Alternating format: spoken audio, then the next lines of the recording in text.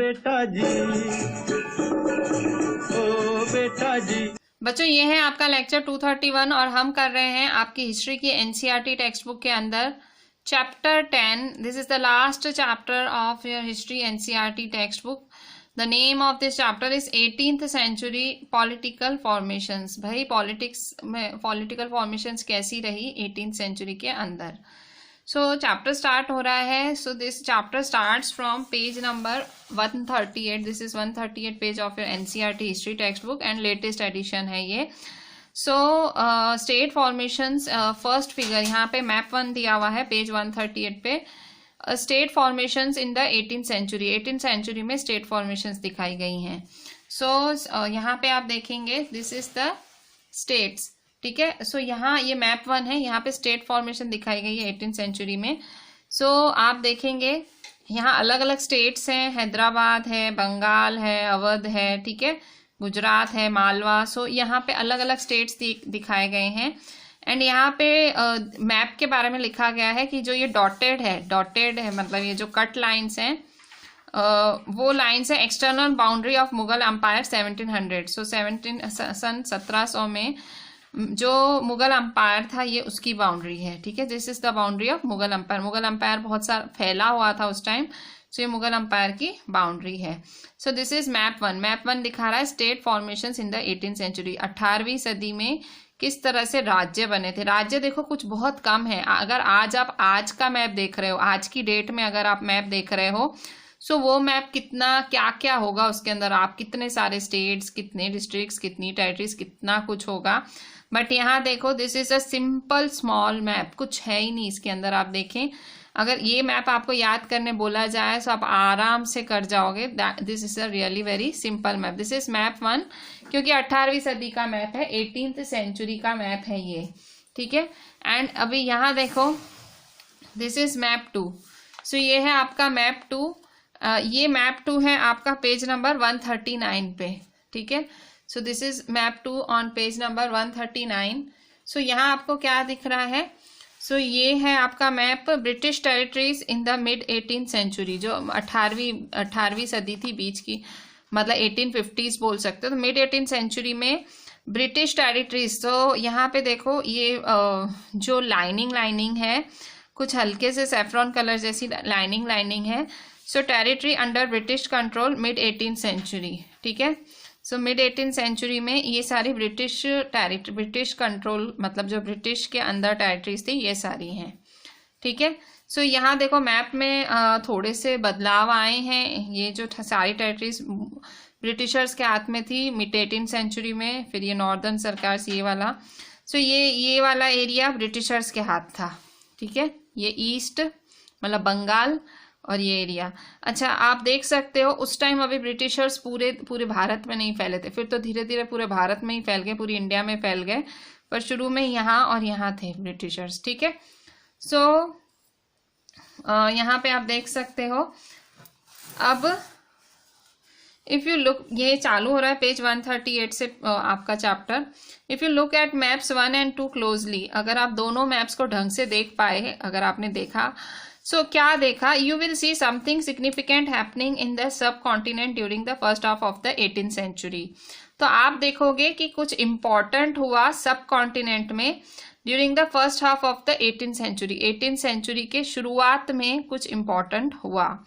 Notice how the boundaries of the Mughal empire were reshaped. आप क्या देखोगे कि ये जो मुगल एम्पायर्स की बाउंड्रीज हैं, ठीक है, ये जो मुगल एम्पायर्स की बाउंड्रीज हैं कैसे रीशेप हुई by the emergence of number of independent kingdoms. जैसे जैसे नए नए राज्य आए, जैसे जैसे नए नए किंगडम्स बने, ऑब्वियसली राज्य and kingdom is the same thing. So जैसे जैसे नए नए इंडिपेंडेंट मतलब जो स्वनिर्भर, ठीक है, आत्मनिर्भर नए नए राज्य बने। सो ये मैप कुछ ऐसा हो गया, ठीक है। और उस टाइम ब्रिटिशर्स भी आ चुके थे पूरी तरह से। So by 1765 notice how another power the British had successfully grabbed major chunks of territory in eastern India. So आप देख सकते हो 1765 में, इससे पहले कौन था, इससे पहले खाली अकेले मुगल्स थे जो राज करे हुए थे, पर 1765 में आप देख सकते हो मिड 18th सेंचुरी बोल रहा है, मतलब 1765। सो 1765 में देख सकते हो जो ब्रिटिशर्स है, द ब्रिटिशर जो दूसरा पावर है Britishers had successfully grabbed major chunks of territory in eastern India. ठीक है, सो ब्रिटिशर्स ने कैसे ईस्टर्न इंडिया में जो मेजर टेरिटरी अपनाई थी, हथियाई थी। ठीक है, सो ईस्ट इंडिया में जो मेजर टेरिटरी हथियाई थी ब्रिटिशर्स ने।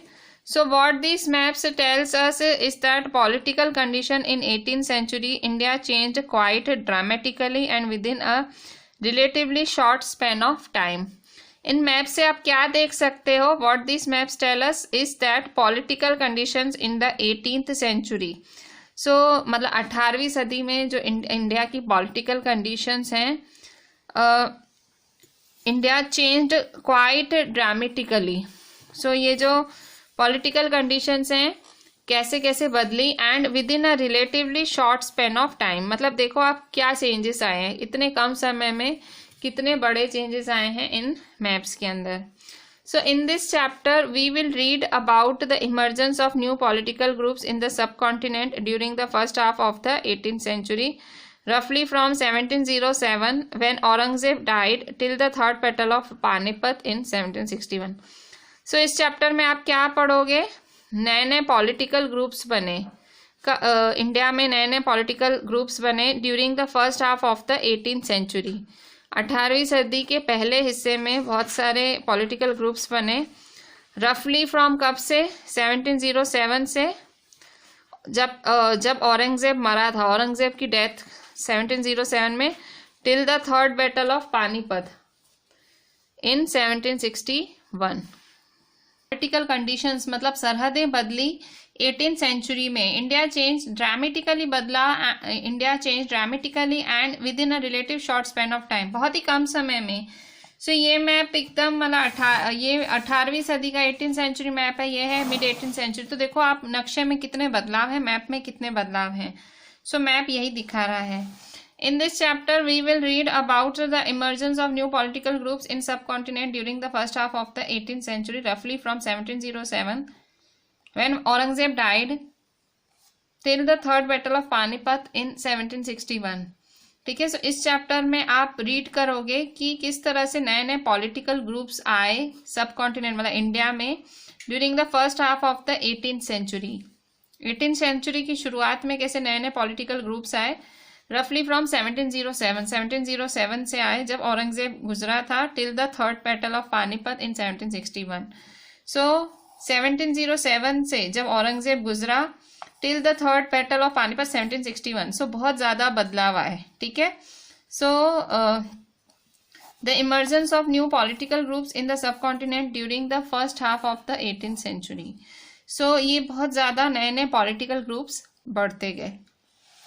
The crisis of the empire and the later Mughals. तो चैप्टर 4 में पढ़ के आए हो कि कैसे मुगल एम्पायर जो है वो सक्सेस पे पहुंचा, कैसे वो सक्सेस आई उनको, और वो उनको बहुत सारे फिर क्राइसिस का सामना भी करना पड़ा 17th century के एंड में।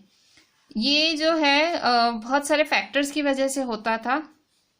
एम्परर औरंगजेब है, उन्होंने मिलिट्री और फाइनेंशियल रिसोर्सेस डिप्लीट कर दिए थे, मतलब खाली हो गए थे, उनके जो मिलिट्री फाइनेंशियल रिसोर्सेस खाली हो गए थे। वो बहुत लंबी लड़ाई लड़े थे डिक्केन में। ठीक है, सो मुगल एम्पायर मतलब पहले बहुत सक्सेसफुल हो गया, मुगल एम्पायर फुल सक्सेसफुल हो गया, और उसके बाद इनके जीवन में उनकी मतलब मुगल्स थे उनको फिर बहुत ज्यादा क्राइसिस मतलब प्रॉब्लम्स का सामना करना पड़ा towards the closing years of the 17th century। 17th century के एंड में 17th century के एंड में इनको बहुत सारी मुसीबतों का सामना करना पड़ा।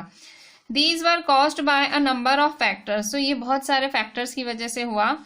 Emperor Aurangzeb had depleted the military and financial resources of his empire by fighting a long war in the Deccan.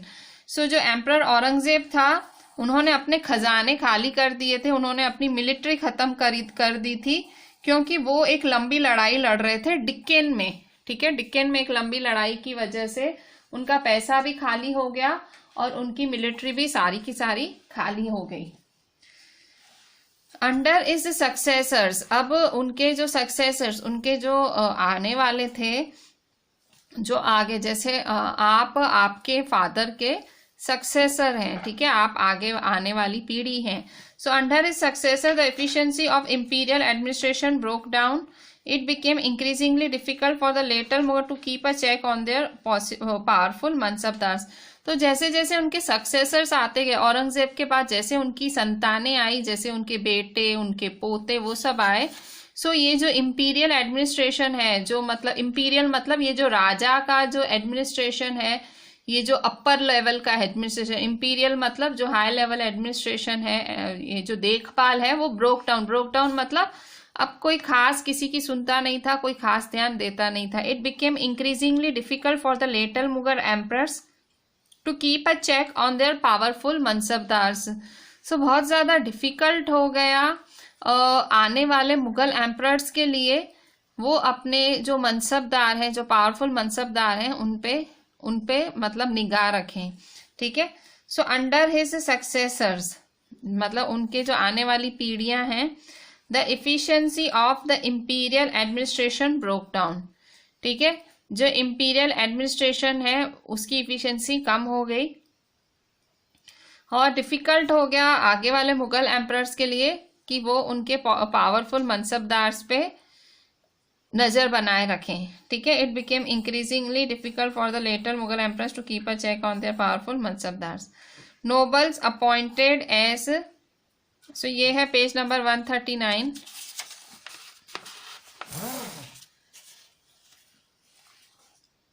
Governors, subadars often control the offices of revenue and military administration, diwani and faujdari as well. So क्या हुआ, जो राजा लोग थे, अब उनका थोड़ा सा power कम होता दिख रहा था, मतलब अब लोग थोड़ी सी कम उनकी नहीं इतनी रखते थे. So it became increasingly difficult for the later Mughal emperors to keep a check on their powerful mansabdar. So अभी difficult हो रहा था उनके लिए अपने मनसबदार पे नजर बनाए रखना. नोबल्स अपॉइंटेड एज, तो फिर इन्होंने जो नोबल्स अपॉइंट किए थे, नोबल अपॉइंटेड एज गवर्नर्स को सूबादार्स कहा जाता था. सो ये often control the offices of revenue and military administration. So ये जो गवर्नर्स या सूबेदार्स अपॉइंट करता था राजा, जो वो क्या करते थे, रेवेन्यू ऑफिसेस भी संभालते थे, मिलिट्री एडमिनिस्ट्रेशन, मिलिट्री मतलब वही सारे सोल्जर्स वगैरह ये सब वही संभालते थे. ठीक है. सो इसे हम दीवानी और फौजदारी कहते हैं. ठीक है. दीवानी मतलब रेवेन्यू और फौजदारी मतलब military administration. This gave them extraordinary political, economic, military powers over vast regions of the Mughal empire. So क्योंकि सूबादार्स के हाथ में, गवर्नर्स के हाथ में इतनी बड़ी चीज थी, मतलब वो रेवेन्यू और मिलिट्री एडमिनिस्ट्रेशन को देखते थे. सो ऑब्वियसली रेवेन्यू, पैसा और मिलिट्री को देखना एक बहुत बड़ा जिम्मेदारी है जो उनको था. सो इससे इनको क्या हुआ, दिस गेव देम, किनको, सूबादार. तो सूबादारों को extraordinary political, economy and military powers over vast regions of Mughal empire उनको हासिल हुआ. ठीक है. सो उनको बहुत ज्यादा पॉलिटिकल, इकोनॉमी, मिलिट्री पावर्स मिले मुगल एम्पायर पे. As the governors consolidated their control over the provinces, the periodic remission of revenue of to the capital declined. अब क्या हुआ, ये जो गवर्नर थे अब वो अपना कंट्रोल बनाने लगे प्रोविंसेस पे, मतलब इन जगहों पे, जिन जगहों के ये गवर्नर थे, इन्हें खाली वहां के टैक्स वगैरह, वहां की मिलिट्री देखनी थी, पर ये जो गवर्नर, ये जो सूबादार थे, ये लोग तो अपना कंट्रोल बनाने लग गए उन जगहों पे. जैसे अभी क्लास का आपको मॉनिटर बनाया जाए और आप खुद को टीचर समझने लग जाओ, वैसा हो गया था. भाई मैं टीचर हूँ और टीचर कुछ भी नहीं, वैसा कुछ ये गवर्नर समझने लगे थे. भाई राजा कुछ भी नहीं है, हम ही हैं. और ये धीरे धीरे अपनी पकड़ बनाने लगे थे इन प्रोविंसेस पे. The periodic remission of revenue to the capital decline. तो ये जो राजा जहाँ, मतलब जो राजा का मेन राज्य था, तो वहां पे टाइम टू टाइम टैक्स आया करता था. यहाँ से ये जो छोटे छोटे प्रोविंस हैं जो इसने राजा ने सूबादार रखे हुए थे, सो जो उसके राजा के कैपिटल को जो इतना सारा टैक्स आया करता था, वो अब धीरे धीरे कम होता गया. ठीक है. सो अब राजा के दरबार में capital come to the capital declined. So as the governors control over the credit remission of revenue to the capital decline. So जो राजा का जो वहां पे राजा को अब रेवेन्यू कम मिलने लगा क्योंकि गवर्नर अपना सिक्का जमाए जा रहे थे, वो अपने प्रोविंसेस को अपना ही समझते जा रहे थे. पीजेंट मतलब farmers. Peasant and zamindari rebellions in many parts of northern and western India added to this problems. So एक प्रॉब्लम तो ये चल रही थी कि भाई जैसे भाई औरंगजेब गुजरा, उसके बाद के जो सक्सेसर थे वो थोड़े से वीक पड़ रहे थे, संभाल नहीं पा रहे थे. ये सूबेदार भी अपना कंट्रोल जमाने लग गए थे इन जगहों पे, वो अपना पावर समझने लग गए थे. सो और इसके अलावा एक और चीज, उस टाइम क्या हो रहा था, उस टाइम जो पीजेंट्स थे और जो जमींदारी रिबेलियंस थे in many parts of northern and western India added to this problems. और दो प्रॉब्लम सामने आई पीजेंट की. पीजेंट एंड जमींदारी रिबेलियंस मतलब विद्रोह, आंदोलन. सो पीजेंट और जमींदार आंदोलन चल रहा था नॉर्दर्न और वेस्टर्न इंडिया में. पीजेंट मतलब किसान, जमींदारी मतलब जमींदार मतलब जिसकी जमीन होती है, ठीक है. सो पीजेंट एंड जमींदारी रेबेलियंस चल रहे थे. These revolts were sometimes caused by the pressures of mountain taxes. क्यों ये लोग रिबेलियन कर रहे थे, क्यों ये लोग विद्रोह कर रहे थे? क्योंकि ये लोग ये रिवॉल्ट्स कर रहे थे, ये इसलिए कर रहे थे क्योंकि टैक्सेस बढ़ते जा रहे थे. टैक्स का मतलब कि ये जो मतलब टैक्स होता है ना, मतलब टैक्स बढ़ता जा रहा था, इनको टैक्स देना पड़ता था राजा को. सो टैक्सेस बढ़ते जा रहे थे और इसकी वजह से ये लोग रिवोल्ट करने लगे थे, ठीक है. जो इन पे प्रेशर आ रहा था टैक्स का, तो ये लोग क्या करने लगे थे, रिवोल्ट, ठीक है. So these revolts were sometimes caused by the pressures of mountain taxes. At other times, they were attempts by powerful chieftains to consolidate their own positions. कई बारी तो ये देखो, ये इनकी दूसरी प्रॉब्लम आई. पहली प्रॉब्लम तो भाई सूबादार जो था अपना और टैक्स खाया जा रहा था. दूसरा पीजेंट और जमींदारी रिबेलियन हो रहा था नॉर्थ वेस्ट इंडिया में. और इसकी वजह से ये क्यों हो रहा था, टैक्स बढ़ते हुए टैक्स की वजह से. Eight other times they were attempts of by powerful chieftains to consolidate their own positions. कई बारी कोशिशें की जाती थी जो पावरफुल चीफ्टेंस होते थे, जो पावरफुल चीफ्स होते थे, ताकि वो अपनी पोजीशन बनाए रखें. सो ये थर्ड पॉइंट हुआ. ये भी प्रॉब्लम थी. यहाँ हम प्रॉब्लम्स डिस्कस कर रहे हैं मुगलों की. मुगल का जो सिक्का कम क्यों होता गया. मुगल जो एक टाइम पे इतने ज्यादा पावरफुल थे, हाईली पावरफुल, तो उनका सिक्का कम क्यों होता जा रहा था, उनका पावर बिल्कुल गिरता क्यों जा रहा था. So third point, at other times there were attempts by powerful chieftains to consolidate their own position. Mughal authority had been challenged by rebellious groups in the past as well, but these groups were now able to seize the economic resources of the region to consolidate their positions. So powerful chieftains consolidate their own positions. जो powerful chieftains होते थे, जो powerful leaders होते थे, वो अपना जगह मजबूत किए जा रहे थे. जो मुगल अथॉरिटी थी उनको ऑलरेडी जो रिबेलियस ग्रुप्स हैं उनको चैलेंज करती रहती थी, मतलब जो रिबेलियस ग्रुप्स हैं उनको चैलेंज करते रहते थे पहले भी. बट ये जो ग्रुप्स थे वो अब उनके इकोनॉमिक रिसोर्सेज सीज कर रहे थे, मतलब उनकी जो उनका पैसा है या उनके सोने के चांदी के सिक्के, वो सब उनके लिए जा रहे थे ताकि वो और पक्के बने, ठीक है. सो ये चीफ्टेंस मतलब मुगलों को पहले भी ये सब सामना तो करना पड़ता था, ऐसे रिबेलियस ग्रुप्स का, ऐसे जो वो क्रांतिकारी वाले ग्रुप्स का सामना तो करना पड़ता था. पर ये ग्रुप्स तो क्या, ये ग्रुप तो राजा के खजाने पे पहुंच गए थे. So these groups were now able to seize the economic resources of the region to consolidate their position. अपनी पोजीशन बनाए रखने के लिए ये ग्रुप्स तो मतलब इकोनॉमिक रिसोर्सेज भी ले जा रहे थे राजा के. The Mughal emperors after Aurangzeb were unable to arrest the gradual shifting of political and economic authority into the hand of provincial governors, local chieftains and other groups. Aurangzeb ही आखिरी राजा था जिसके हाथ में सब कंट्रोल था. पर औरंगजेब जैसे ही गुजरा, जो बाकी आने वाले मुगल एम्परर्स थे वो इतने ज्यादा पावरफुल नहीं थे, उनकी इतनी चलती कम थी. सो वो लोग ये सब रोक ही नहीं पा रहे थे. मतलब चारों तरफ से जो ये गवर्नर्स थे, ये जो चीफ्टेंस थे और ये जो बाकी ग्रुप्स थे, धीरे धीरे सारा पावर अपने हाथ करे जा रहे थे. पॉलिटिकल पावर, इकोनॉमिक पावर, ये जो धीरे धीरे अपने हाथ करे जा रहे थे, ये लोग कुछ कर ही नहीं पा रहे थे, इनकी चल ही नहीं रही थी। ठीक है, सो यहाँ आप देख सक रहे हो ये सारे कारण हैं। मुगल एम्परर, जो मुगल राज्य था वो गिरता जा रहा था औरंगजेब की मृत्यु के बाद, औरंगजेब की डेथ के बाद ये सब गिरता जा रहा था। सो यहाँ पे एक पैराग्राफ है पेज नंबर 140 में ही, rich harvest and empty coffers, the following is a contemporary writer account of financial bankruptcy of the empire. So यहाँ पे एक छोटा सा एक राइटिंग का पीस लिया गया है, एक राइटर ने लिखा है, उस टाइम का एक राइटर था, उसने दिखाया है कि किस तरह से अंपायर जो है पैसे में लुटता जा रहा था, किस तरह से अंपायर, राजा का राज्य पैसे में कम होता जा रहा था, लुटता जा रहा था। The great lords are helpless and impoverished, so their peasants raise 2 crops a year, but their lords see nothing of either, and their agents on the spot are virtual prisoners in the peasant's hands, like a peasant kept in his creditor's house until he can pay his debt. So complete in the collapse of all order and administration, that though the peasant reaps a harvest of gold, his lord does not see so much as a wisp of straw. How then can the lord keep the armed force he should? How can he pay the soldiers who should go before him when he goes out, or the horsemen who should ride behind him? हो क्या रहा है, राजा के जो खजाने हैं खाली क्यों होते जा रहे हैं, राइटर ने बताया है।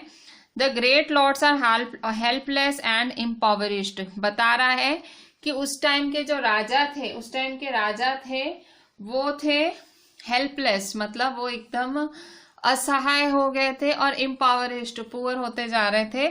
Their peasants raise 2 crops a year, उनके जो फार्मर्स थे साल में 2 बारी उगाते थे अनाज, but their lords see nothing of either, and their agents on the spots are virtual prisoners in the peasant's hand, like a peasant kept in his creditor's house until he can pay his debt.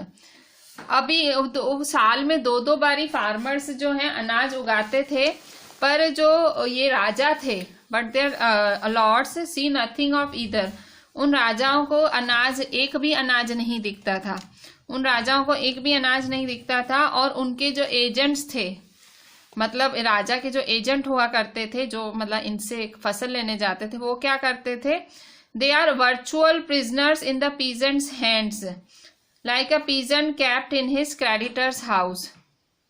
वो क्या करते थे, एक तरह से peasant को बंदी बना के रखते थे, पीजेंट को जैसे वो लोग बंदी प्रिजन में रखते थे, जैसे अपनी कैद में रखते थे, ताकि वो अपनी डेप्ट उनको चुका सके। So complete is the collapse of all order and administration, that though the peasant reaps a harvest of gold, फसल तो बहुत जबरदस्त उगा करती थी, हार्वेस्ट ऑफ गोल्ड मतलब जैसे सोने की फसल उगती थी, इतनी ज्यादा फसल उगती थी। His lord does not see so much as a wisp of straw, पर राजा को तो ऐसा मतलब राजा को पता ही नहीं लगने देते थे कि इतनी फसल उगी है। मतलब बीच में ये जो राजा के एजेंट्स हैं, यही लोग सब खाली कर देते थे, पीजेंट से वो डरा धमका के वही ले लेते थे, और राजा को तो मतलब एक स्ट्रॉ, वो नहीं घास होती है, घास तक का पता नहीं लगता था, और पूरी की पूरी फसल मतलब ये जो एजेंट्स थे इनके पास चली जाती थी, और वो कहते थे कि हम आपसे आपका डेप्ट ले रहे हैं, आप हमें वो दो, मतलब डेप्ट मतलब उधार लेते थे ना फार्मर्स की, आप हमसे डेप्ट, मतलब राजा तक आने ही नहीं पाता था ये सब। ठीक है, सो अब राजा के पास चीजें आ नहीं रही हैं।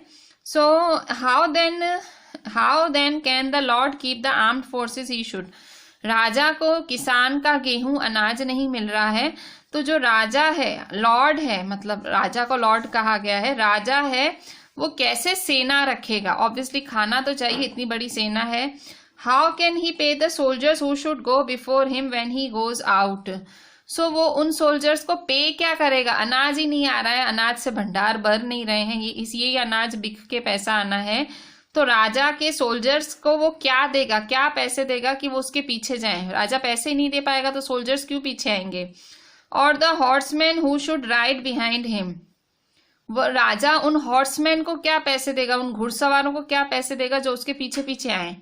सो यहाँ दिखाया गया है कि भले फसलें अच्छी उगती थी, rich harvest and empty coffers को, मतलब राजा के खजाने खाली थे पर हार्वेस्ट अच्छी हो रही थी, फसल अच्छी हो रही थी। अब फसल अच्छी हुई है तो राजा के खजाने भी भरने चाहिए, पर राजा के खजाने भर नहीं रहे थे। कारण था इन एजेंट्स का।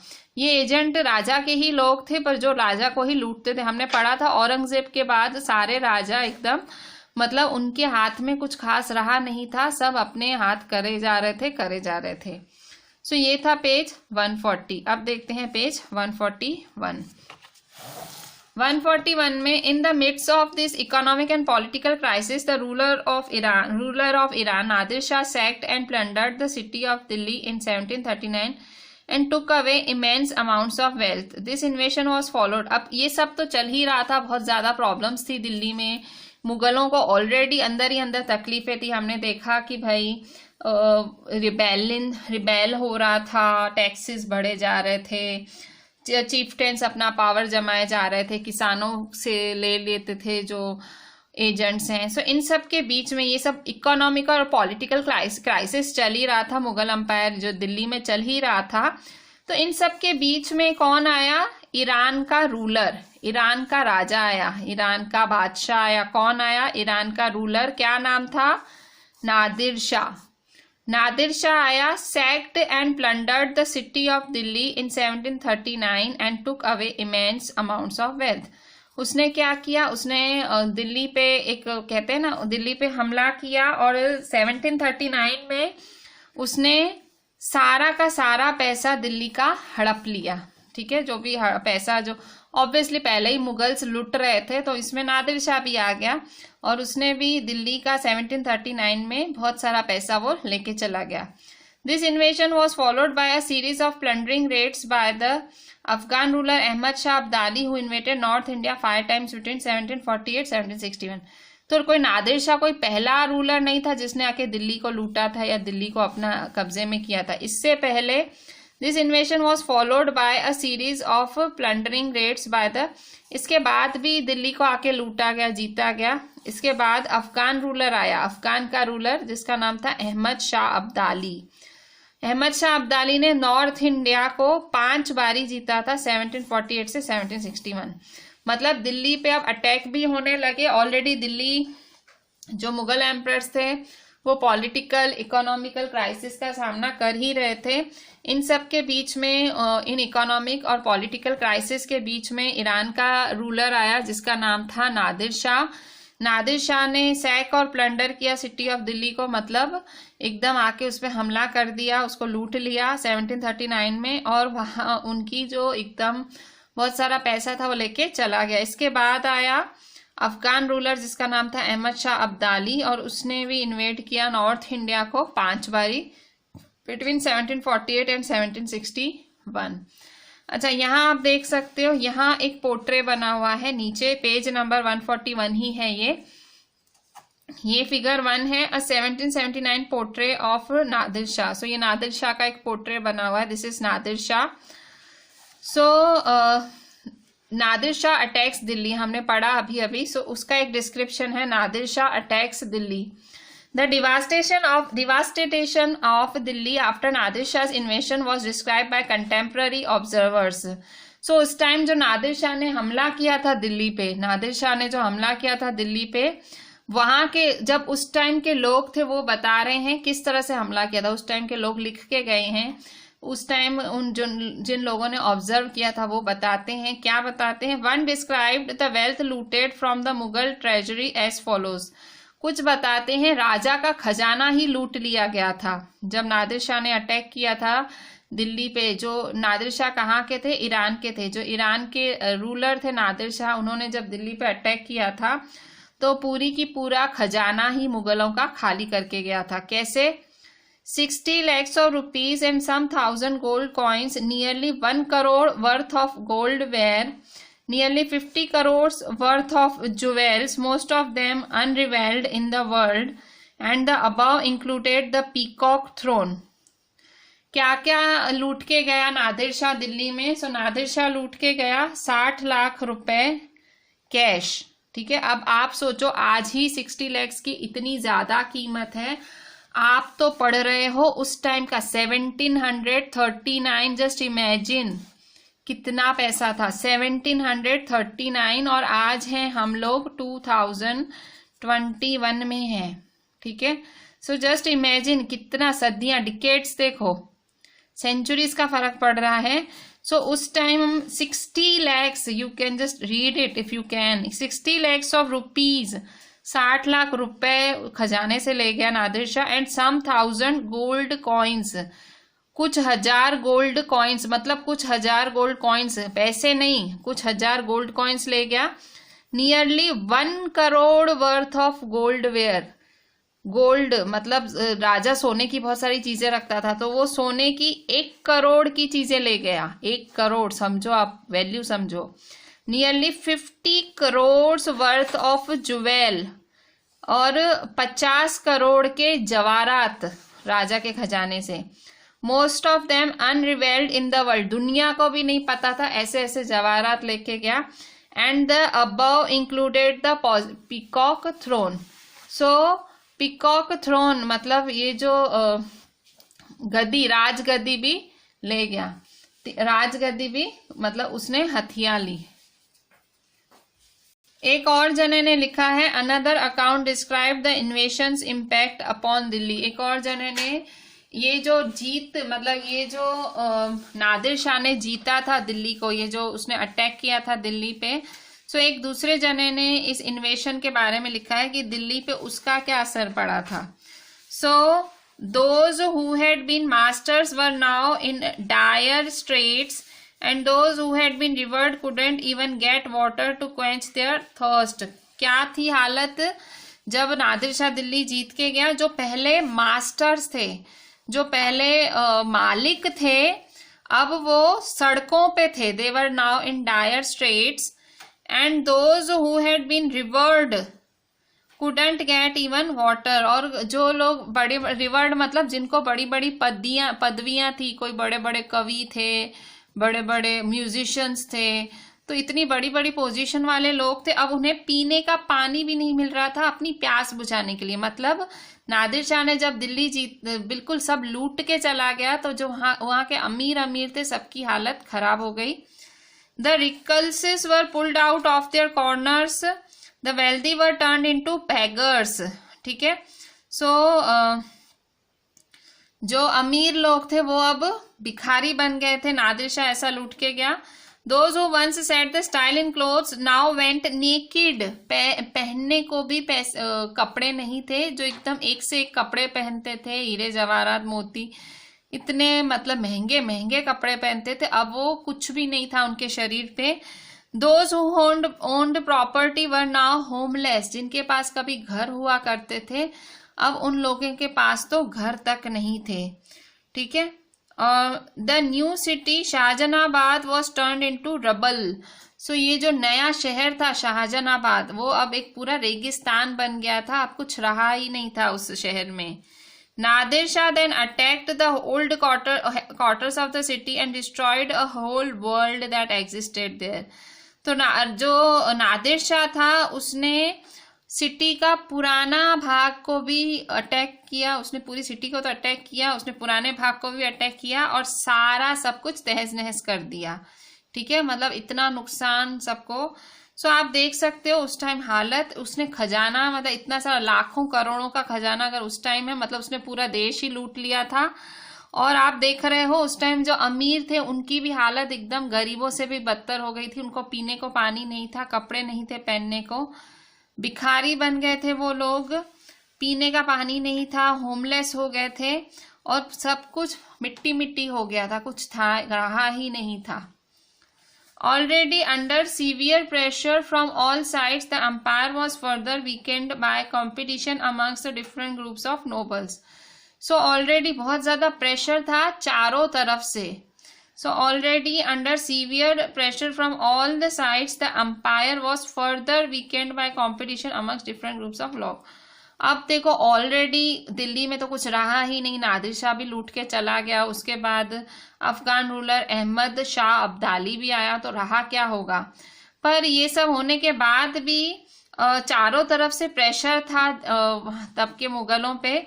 जो अंपायर था उसको और किसने वीक किया? By competition among different groups of nobles. तो वहां के जो मुगल थे, मुगलों के जो नोबल्स थे, जो अमीर लोग होते थे, उनमें भी कंपटीशन चल रहा था, जैसे एक दूसरे को नीचा दिखा रहे थे, एक दूसरे को लूट रहे थे।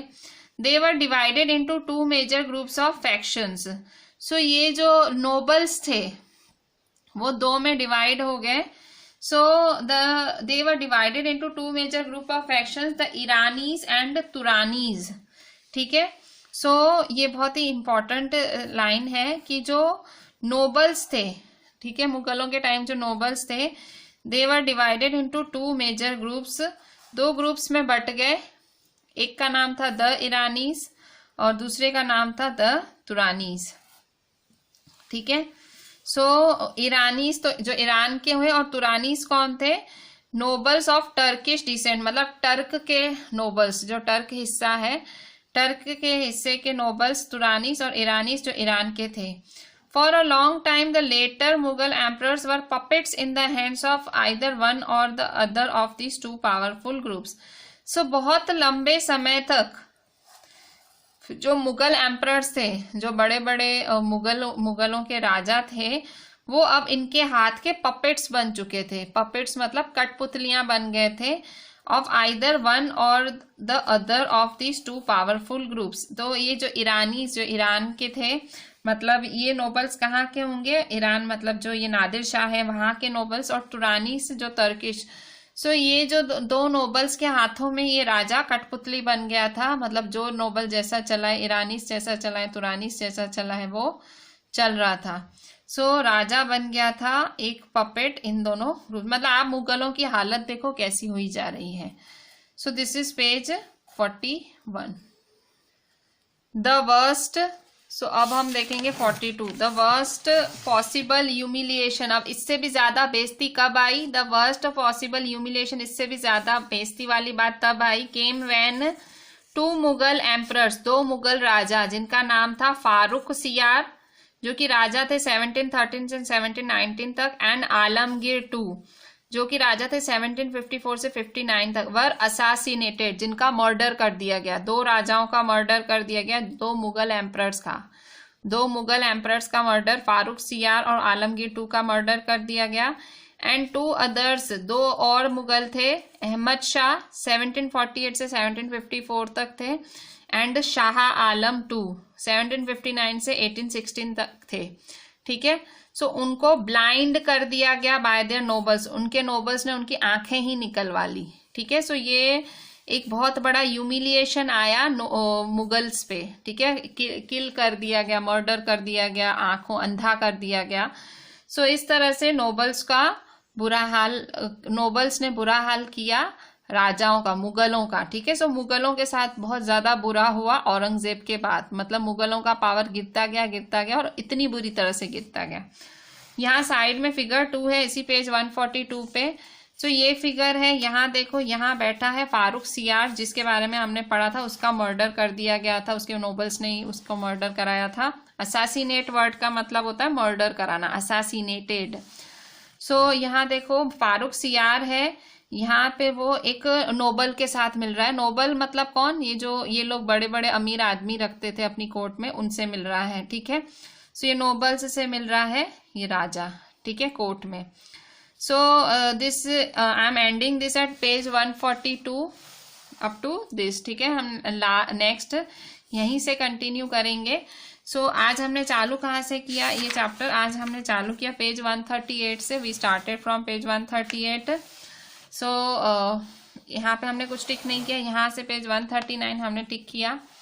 So these were the things. 2 maps पढ़े, दोनों मैप्स को कंपेयर किया। फिर हमने पढ़ा कि भाई औरंगजेब की डेथ के बाद और 3rd बैटल ऑफ पानीपत तक मुगलों का बहुत राज्य गिरता गया। फिर क्या प्रॉब्लम्स थी, हमने देखा कि औरंगजेब ने ऑलरेडी सारी सेना खाली कर दी थी लड़ाई करते करते। फिर उसके बाद जो उसके सक्सेसर्स आए, जो उसके पोते वगैरह आए, सो वो धीरे धीरे उनका जो सिक्का था वो कम होता जा रहा था। सिक्का कम होता जाना मतलब उनका पावर घटता जा रहा था। सो इसके बाद और भी मतलब प्रॉब्लम्स थी बहुत सारी उनके, मुगल्स को बहुत ज़्यादा प्रॉब्लम्स का सामना करना पड़ रहा है। यहाँ बताया गया है कि भाई क्या हो रहा था मुगलों के साथ। तो यहाँ नादिर शाह के अटैक के बारे में बताया गया है। फिर बताया गया है कि भाई अफगान रूलर ने भी अटैक किया था। फिर इसके बाद सारे साइड से प्रेशर के मतलब दो ग्रुप्स में डिवाइडेड हो गए थे नोबल्स, ईरानीस और तुरानीस, और ये दोनों चला रहे थे मुगल एम्परर्स को। मुगल एम्परर्स अब इनके हाथ की कठपुतलियां बन गए थे। बुरा कब हुआ? और बुरा हुआ जब दो राजाओं को मार दिया गया, दो मुगलों को मार दिया गया, दो को अंधा बना दिया गया। So this is up to page 142. This is me, Rishika ma'am, requesting you to read this chapter up to this page number properly and write each and everything properly, each and every point properly, and WhatsApp me the entire thing. Thank you.